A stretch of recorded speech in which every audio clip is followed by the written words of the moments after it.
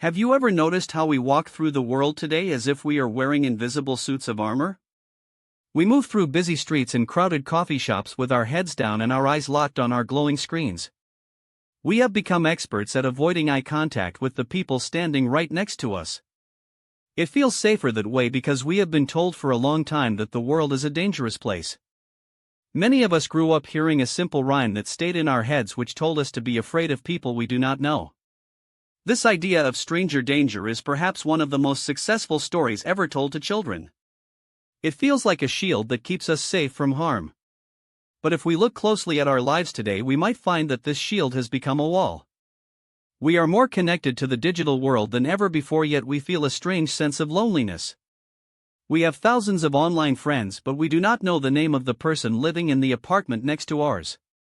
This distance creates a quiet kind of fear that follows us everywhere. We start to see every stranger as a potential threat instead of a potential friend. We wonder if we have lost the ability to simply be part of humanity without feeling suspicious. It is time to look at why we carry this heavy bag of distrust and how it might actually be making our lives smaller and less successful. On the surface, we think that being cautious is a sign of intelligence. We believe that a healthy dose of suspicion is what keeps us from being fooled or taken advantage of by others. The surface concept here is that life is a competition where only the toughest and most guarded people win. We tell our children that it is a dog-eat-dog world out there and they must watch their backs. We think this advice is protective like a warm coat in a storm. We want our loved ones to be smart and not to be suckers who fall for tricks. This surface level of thinking suggests that by closing ourselves off we are actually gaining an advantage. We assume that if we do not trust anyone, no one can hurt us. We see ourselves as clever protectors of our own small islands. However, when we look at the results of this behavior in the long run, we see a very different picture. People who live this way often find themselves doing worse in almost every area of life. They might find that they earn less money or feel less happy in their careers. Their relationships often suffer because it is very hard to build a deep bond when your default setting is distrust. The surface safety we sought turns out to be a cage that limits our growth and our joy. Behind this surface caution lies a hidden assumption that most people are inherently bad or out to get us. We often assume that the unknown is always a source of danger. This hidden assumption acts like a filter over our eyes, making everything look darker than it really is. We assume that by warning our children about the world we are preparing them for reality. But the hidden truth is that we are actually teaching them to be afraid of life itself.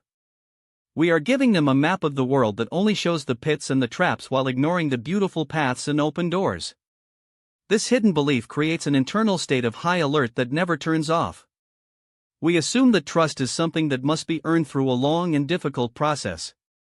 But what if trust is actually a muscle that gets stronger the more we use it? When we assume the worst, we create a self-fulfilling prophecy where we only notice the bad things while the good things pass us by unnoticed. We forget that humanity is mostly good and that most people are just trying to get through their day with a little bit of kindness. This brings us to a structural pattern of isolation that is built into our modern society. We see a pattern where fear leads to less communication and less communication leads to even more fear. It is a cycle that feeds on itself. When we stop talking to strangers, we lose the chance to hear new ideas or feel a sense of shared community. This structural pattern is reflected in how we design our neighborhoods and our technology. We build high fences and use apps that let us order food without ever speaking to a human being. The structure of our daily life is becoming a series of transactions rather than interactions. This pattern makes us feel like we are living in a world of ghosts. We see people but we do not acknowledge them. This structural silence creates a fertile ground for anger and misunderstanding. When we do not speak to someone, they remain an abstract idea rather than a real person with a face and a voice. It is much easier to be mad at an abstract idea than at a person who just said hello to you.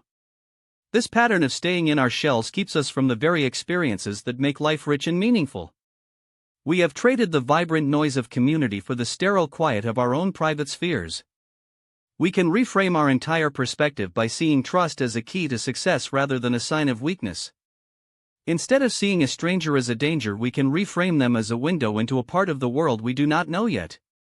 Reframing our approach to humanity means moving from a defensive posture to an open one. It turns out that the advice to be kind and to talk to people is not just a nice thought but a practical strategy for a better life. When we choose to trust, we open up channels for collaboration and serendipity that simply do not exist for the distrustful. We can reframe our fear as a lack of information. When we talk to a stranger, we are filling in the blanks of our own map. We are replacing the scary shadows with real light. This perspective shift allows us to stop feeling like victims of a dangerous world and start feeling like active members of a global family. We can see that most people are just like us with their own hopes and worries. Reframing our interactions as opportunities for connection rather than threats to our safety can change the way we wake up in the morning. It makes the world feel like a house we belong in rather than a forest we are lost in. Applying this to your daily life starts with a very simple and small step, which is to put your phone in your pocket. Try to acknowledge one person you do not know today. It could be a simple nod or a quick hello to the person at the grocery store or the person waiting for the bus with you. You can apply this by teaching the children in your life that while they should be smart, the world is mostly a good place. Encourage them to be curious rather than just cautious. We can apply this in our workplaces by reaching out to colleagues in different departments and starting a conversation that is not just about work. These tiny moments of connection are the building blocks of a happy life. They remind us that we are not alone. You might find that the person you were worried about is actually quite friendly and has a great story to tell. When you apply the habit of talking to strangers, you start to feel less angry and less scared. You realize that those people out there have done nothing to you, and in fact they are often happy to share a moment of humanity. It is about taking the risk of being a little bit vulnerable in exchange for a lot more happiness. We should practice moving out of our shells one small chat at a time. The more we do it, the more natural it feels. As we think more deeply about this, we realize that our current level of isolation is a historical anomaly. For most of human history, we lived in tight communities where knowing your neighbor was essential for survival.